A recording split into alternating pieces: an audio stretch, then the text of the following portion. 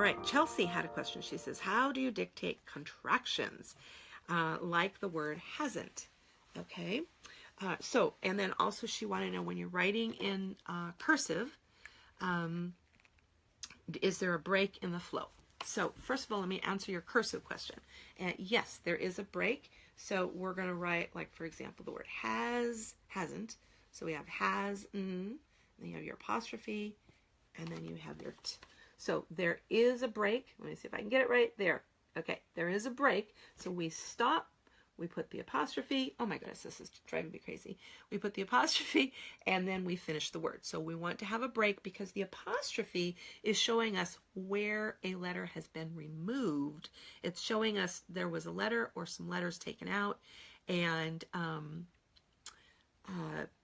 the apostrophe is representing the missing letters. Okay, now she asked, how do you teach the contractions? How do you dictate that? Okay, I don't dictate contractions. I don't. Okay, if I have a contraction, what I do is, in the dictation process, I show the child how we come to a contraction. So if I were to teach this word, and I don't think hasn't is in, I looked it up, it's not in the actual wise list as a contraction.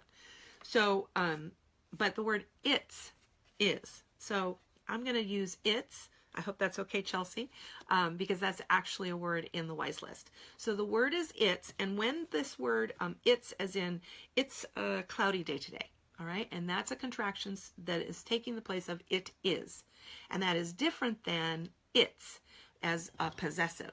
So my mug, its words are red. Okay, so I'm talking about possessive is it's, and then I have it's as a contraction, it is. So those are taught together in I1, list I1. And no, I don't have all the words memorized. Okay, I just happen to know some of these. I took notes last night and looked them up, and they're still fresh in my mind. All right, so if I were teaching this, I would teach it first. And so I say, okay, you know, and we would go through the process and say, it is. And so the student would write in his book, it is. And then I say, okay, now we're going to turn this into a contraction. And it is very likely I have taught contractions before this. So I say, now we're going to do a contraction, and I'll review the contractions rule. I would have the card nice and handy, and I'd say, okay, let's review the contractions rule. And so where we shorten a word by taking out a letter or some letters.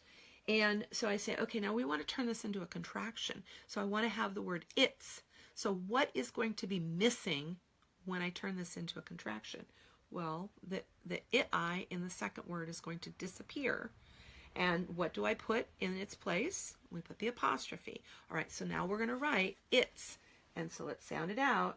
It, oops, I forgot to put a break. Okay, so it, apostrophe, and then I go back. All right, so that's how I do it. I actually build the words with the kids.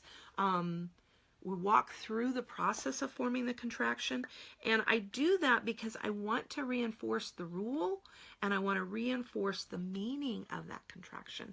So that reinforced that this, it's, means it is. And so anytime I'm writing and I get confused, I still get confused, and I'll type it wrong, I'll stop and I go, no, wait a minute. Could I replace that with it is?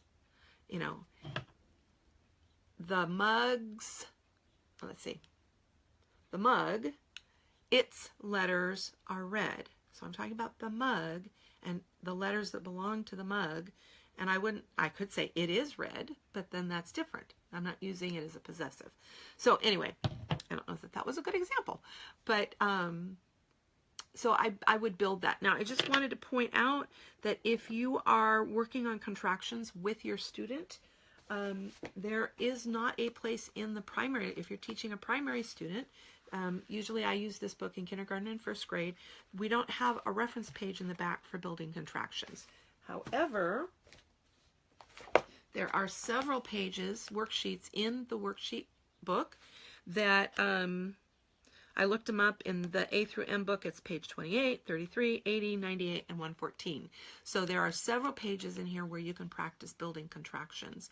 And it shows the student what were the two base words that were put together to form the contraction. And so that's a great reinforcement activity. If, however, you are using the Black Learning Log, then there is a page in the reference section, contractions. It's page 21.